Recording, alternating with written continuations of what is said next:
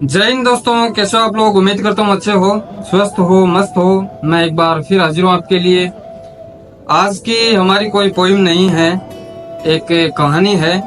ये कहानी हमें बहुत बड़ी सीख देगी और इस कहानी के आधार पर मेरी दो लाइन लिखी गई है जो मैं कहानी के बाद आपको सुनाऊंगा। तो कहानी ये है कि एक नगरी थी, तो उसका जो नगरी का राजा था वो बड़ा ही ईमानदार था अपने कार्य को लेकर।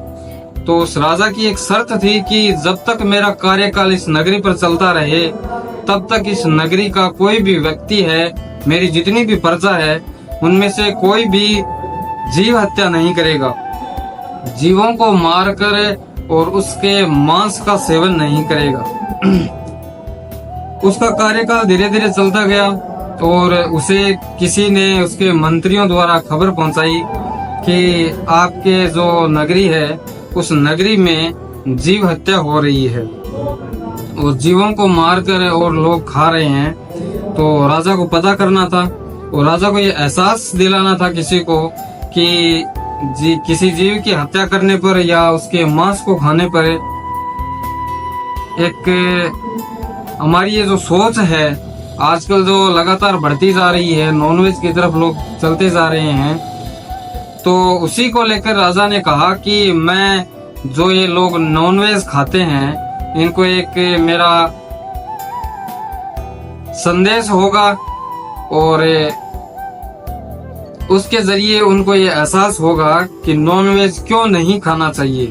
तो राजा ने अपने मंत्रियों को कहा कि आप आज शाम को और हमारे जो खजाना गृह है उसमें जितनी मुद्राएं हैं वो सारी की सारी अलग अलग भाग में डिवाइड कीजिए या अलग अलग भाग में रखिए, ताकि शाम को हमें ये उन्हें एहसास दिला सके कि जो मीट का सेवन करते हैं, किसी जीव को मारकर मांस का सेवन करते हैं, वो कितना हद तक गलत है। तो मंत्रियों ने ये काम कर लिया। जैसे ही शाम हुई तो मंत्रियों को कहा गया कि आप नगरी के हर घर में जाइए और उन्हें जाकर एक संदेश दीजिए कि यहाँ का जो सम्राट है, राजा है, उनका जो हृदय है उसमें एक छेद हो गया है और उस छेद को भरने के लिए और आपके दिल का कोई मांस का टुकड़ा चाहिए।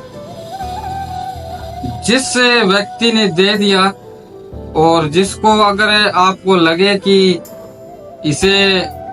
इसके बदले आपको कुछ चाहिए तो जितनी वो मुद्राएं मांगे, सोने की मोहरें मांगे, तो उसको वो आप दे दीजिए। तो मंत्रियों ने हर घर में पहल की और कहा कि राजा के दिल में छेद हो गया है और उसको भरने के लिए एक मांस का टुकड़ा चाहिए जो आप दे सकते हैं। तो आपको अपने मुंह मांगी मुद्राएं दी जाएगी, मुंह मांगी कीमत दी जाएगी, वो भी सोने की मोहरें हैं। पूरी नगरी में मंत्रियों ने पूरी रात गश्त लगा ली, लेकिन किसी ने ये हामी नहीं भरी कि हम उसे या हमारे दिल का जो मांस का टुकड़ा है वो हम राजा को देने के लिए तैयार हैं। एक से लेकर हजारों मुद्राओं तक मंत्रियों ने कहा कि आप जितना मांगोगे हम उतना देंगे आपको, लेकिन आप अपने जो हृदय है उसका एक मांस का टुकड़ा दे दीजिए। किसी ने हामी नहीं भरी। तो अगली सुबह राजा ने पूरे नगरी के जितने भी लोग थे उन सभी को इकट्ठा किया और कहा कि मेरी शर्त यह थी कि जब तक मेरा कार्यकाल है तब तक इस नगरी में कोई मीट का सेवन ना करें, और आप लोगों ने मीट का सेवन किया है ये मुझे पता है।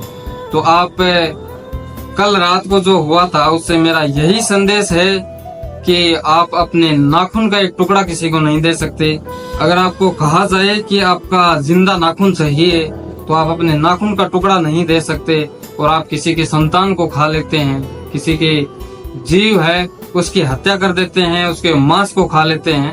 तो ऐसा करना कितना पाप है यह आपको शायद संदेश मिल गया होगा।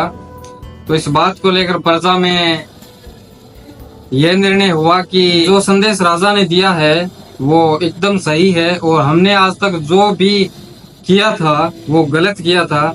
और उसके बाद से उस नगरी में कभी भी जीव हत्या नहीं हुई, कभी भी किसी ने जीवों को मारकर उसके मांस का सेवन नहीं किया था। इसी पर मेरी 2 लाइन लिखी गई है। आजकल आपने 21वीं सदी के दौर में ये देखा होगा कि लोग नॉनवेज की तरफ लगातार बढ़ते जा रहे हैं। जो भी व्यक्ति है जो नॉनवेज का सेवन करते हैं, चाहे किसी भी जीव को मारकर करते होंगे, तो ये क्या है कि गलत है। हम अपने नाखून है वो नहीं दे सकते किसी को, तो हमें ये हक नहीं है कि हम किसी की परिवार की संतान को उसे जीवित मार कर खा लें। ये उस विधाता ने हमें हक भी नहीं दिया है। और आजकल तो लोग जिसे हम गौ माता माँ का रूप देते हैं, उसी को लोग काट के खा रहे हैं। तो इसी पर मेरी 2 लाइन है कि अगर होती जनगणना हम जीवों की, तो हमारी भी एक पहचान होती, वोट होता हमारा भी, और गौ माता से सम्मान होती। कटते जीवों को देख सरकार गहरी नींद में सोती है। तुम्हारी माँ अनाथ आश्रम में और गौ माता उन बुच्चड़ खानों में रोती है। ये उम्र का घटना, ये कैंसर, महामारी और अकाल मृत्यु सब कुछ इस अन्याय से हो रहा है। इंसानों की खुद गलतियों पे खुद इंसान ही रो रहा है। बड़े शौक से खाते हो तुम मासूम जीवों के मांस को, किसी परिवार की संतान तो गौ माता की उस आस को। अनेक जातियों के नाम पर इंसानी धर्म को बांटो मत, पल भर के स्वाद के लिए तुम इन मासूम जीवों को काटो मत। कर्म फल तो भोगना पड़ेगा, चाहे जितने पाप करो। थोड़ा उस मालिक से डरो और थोड़ा चरित्र साफ करो। धन्यवाद दोस्तों, आज के लिए बस इतना ही। हम फिर हाजिर होंगे आपके लिए एक और नई कहानी और एक और नई कविता लेकर। तब तक के लिए स्वस्थ रहें, मस्त रहें। और अगर आपने अभी तक मेरे चैनल को सब्सक्राइब नहीं किया है, तो एक सब्सक्राइब, एक लाइक, एक शेयर और एक कमेंट अवश्य करें। जय हिंद।